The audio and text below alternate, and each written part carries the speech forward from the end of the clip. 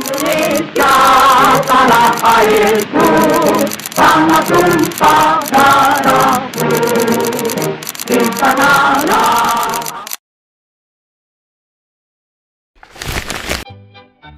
Awal abad ke-20 merupakan masa yang ditandai dengan kebangkitan kesadaran rakyat Hindia Belanda akan pentingnya kemerdekaan dan keadilan. Pada saat itu, sistem kolonial masih menempatkan rakyat pribumi sebagai warga kelas 2, sementara pemerintah Belanda terus mengokohkan kekuasaannya.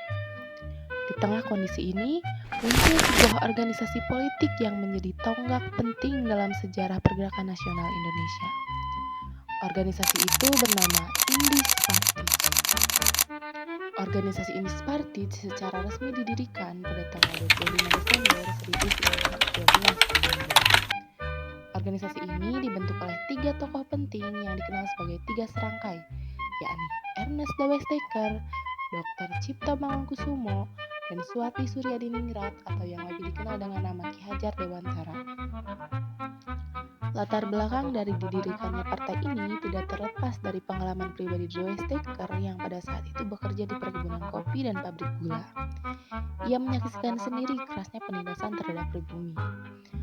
Hal tersebutlah yang membangkitkan kesadaran akan pentingnya perjuangan politik melawan penjajahan. Organisasi Indis Partij lahir sebagai partai politik yang mengusung ide nasionalisme dan kemerdekaan Hindia dari Belanda. Mereka menyuarakan semboyan Hindia untuk orang Hindia yang berarti memperjuangkan kesetaraan bagi seluruh penduduk Hindia Belanda tanpa memandang ras, etnis, ataupun status sosial. Deweysteker menerbitkan majalah Hetschrift untuk menyebarkan gagasannya yang kemudian majalah tersebut berkembang menjadi surat kabar harian The Express. Media ini menjadi alat penting untuk menyebarkan nasionalisme dan kritik terhadap sistem kolonial yang diskriminatif. Tidak hanya melalui tulisan, Indis Partij juga aktif dalam mengadakan pertemuan-pertemuan akbar di berbagai kota untuk menyampaikan pidato dan ajakan kepada masyarakat. Dalam waktu singkat, partai ini mempunyai anggota lebih dari 7.000 orang dan mendirikan 30 cabang termasuk di Sumatera. Tujuannya yaitu untuk mewujudkan persatuan rakyat Hindia serta memperjuangkan hak-hak politik dan sosial rakyat pribumi melalui jalur politik yang sah. Akan tetapi, keberanian dari partai ini yang menjadikan pemerintah kolonial merasa terancam.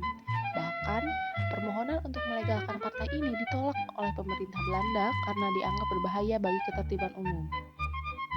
Pada tanggal 31 Maret 1913, pemerintah secara resmi menyatakan Indis Partij sebagai organisasi terlarang.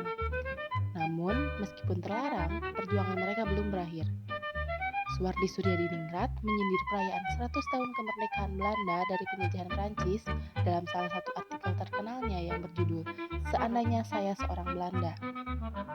Artikel tersebut memicu kemarahan besar dari pemerintah Belanda. Akibatnya, 3 serangkai ditangkap dan diasingkan ke Belanda pada Agustus 1913. Pengasingan para tokoh tersebut bertujuan untuk melemahkan perlawanan mereka.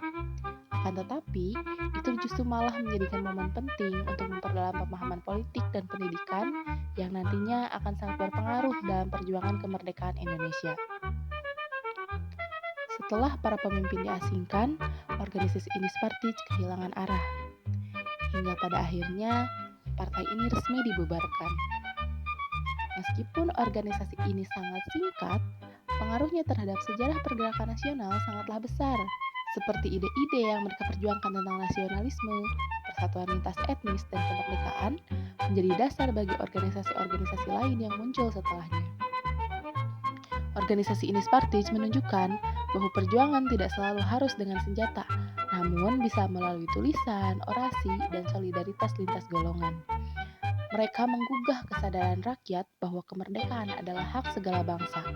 Perjuangan mereka menjadi pijakan awal menuju Indonesia merdeka. Meski dibungkam oleh pemerintah kolonial, semangat dari Indis Partij tidak pernah benar-benar padam. Ia hidup dalam semangat para pemuda tahun 1928, bergema dalam Sumpah Pemuda, serta mencapai puncaknya pada Proklamasi 17 Agustus 1945. Organisasi Indis Partij bukan hanya sebuah organisasi politik, namun menjadi simbol kebangkitan nasional Indonesia.